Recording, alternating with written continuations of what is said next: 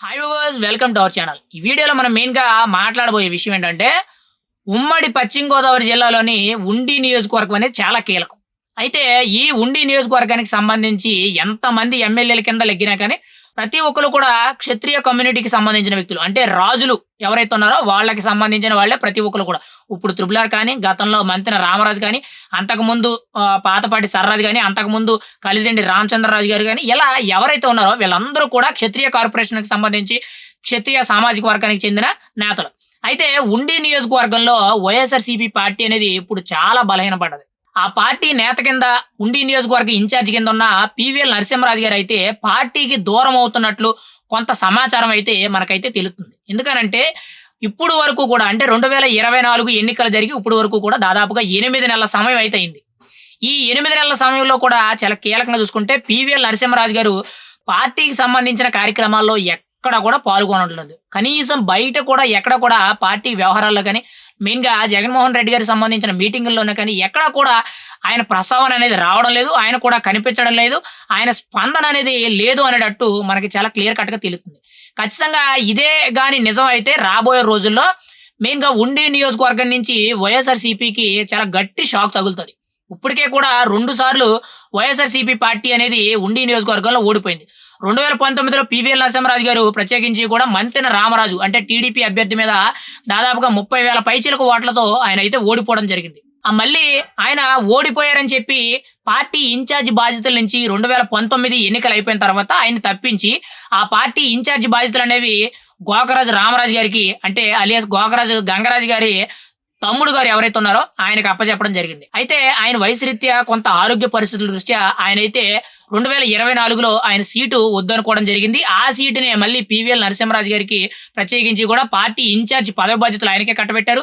పార్టీలో ఆయనే కొంచెం యాక్టివ్‌గా ఉంటున్నారని చెప్పి మళ్ళీ ఆయనకే ఉండి నియోజకవర్గ బాధ్యతలనేవి ఇన్ఛార్జ్ పదవి బాధ్యతలనేవి కూడా పీవీఎల్ నరసింహరాజు గారికి అప్పచెప్పడం జరిగింది. 2024లో మళ్ళీ త్రిపుల్ ఆర్ రఘురామకృష్ణరాజు మీద పోటీ చేసి దాదాపుగా 60,000 పైచిలకు ఓట్లతో ఓడిపోవడం జరిగింది. అయితే ఇక్కడ మెయిన్‌గా చూసుకుంటే ఓడిపోయినప్పటి నుంచి కూడా 2 సార్లు పోటీ చేశారు. 2 సార్లు ఓడిపోయారు. కానీ మొదట్లో ఆయనకున్నంత జోష్ అనేది ఇప్పుడు కనిపించడం లేదు. అంటే ఎన్నికల ముందు ఏదైతే జోష్ ఉందో ఇప్పుడైతే అసలు కనిపించడం లేదు. మరి ఇప్పటి వరకు కూడా జగన్మోహన్ రెడ్డి గారు జిల్లాల వారీగా ఏవైతే మీటింగులు పెట్టారో అవి కానీ, లేదా కార్యకర్తల వారీగా ఏవైతే మీటింగులు పెట్టారో, లేదంటే ఇన్ఛార్జ్ లెవెల్ మీటింగులు పెట్టారు. వీటన్నిటికి కూడా ఆయన చాలా దూరంగా ఉండడం జరిగింది. ఇంకా అంతేకాకుండా నియోజకవర్గంలో పార్టీకి సంబంధించి, పార్టీ కార్యక్రమాలకు సంబంధించి గాని ఎక్కడ కూడా పీవీఎల్ నరసింహరాజు అయితే ఆ పార్టీ కార్యక్రమాల్లో పాల్గొనడం లేదు. మరి ఖచ్చితంగా ఆయన కూడా పార్టీ మారే ఆలోచనలో ఉన్నారనేటట్టు చాలా మంది కూడా రాజకీయ విశ్లేషకులే గాని, రాజకీయ వర్గాల్లోనే కానీ, మీడియా వర్గాల్లో కానీ ఒక చర్చనీయాంశంగా మారింది. మరి ఆయన మాత్రం ఖచ్చితంగా ఒకవేళ రాజీనామా చేశారు అంటే మాత్రం ఉండి నియోజకవర్గానికి ఇంకా వైఎస్ఆర్‌సీపీ అనేది భూస్థాపితం అయిపోయినట్టు. ఎందుకనంటే ఆయన తర్వాత ఆయనకు మించిన నాయకుడే గాని, కనీసం ఆయన వెనకాల బలంగా తిరిగే నాయకుడనే వ్యక్తి ఉండి నియోజకవర్గంలో లేరు. ఆల్రెడీ ఇప్పటికే కూడా వైఎస్ఆర్‌సీపీ పార్టీ అనేది చాలా వీక్‌గా ఉందిక్కడ. ఎందుకనంటే ఉండి నియోజకవర్గం అనంటే టీడీపీ కంచుకోట. ఎప్పటినుంచో కూడా టీడీపీయే వన్ సైడ్‌గా ఉండి నియోజకవర్గం అయితే గెలుచుకు రావడం జరుగుతుంది.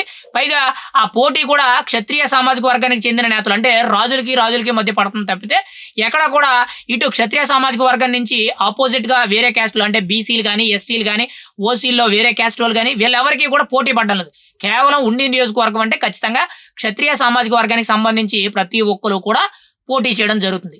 మరి పీవీఎల్ నరసింహరాజు గారు ఖచ్చితంగా పార్టీకి దూరంగా ఉన్నట్లు ఏవైతే మనకు సూచనలు కనబడుతున్నాయో, పార్టీకి మెయిన్‌గా కొంత రాజీనామా చేసే అవకాశాలైతే మనకు తెలుస్తుంది. మరి అది నిజమైతే మాత్రం ఖచ్చితంగా పార్టీకి రాజీనామా చేశారంటే మాత్రం వైఎస్ఆర్‌సీపీ పార్టీ అనేది ఉండి నియోజకవర్గంలో 100కి 100% భూస్థాపితం అయిపోయిందని మనమైతే చెప్పుకోవచ్చు.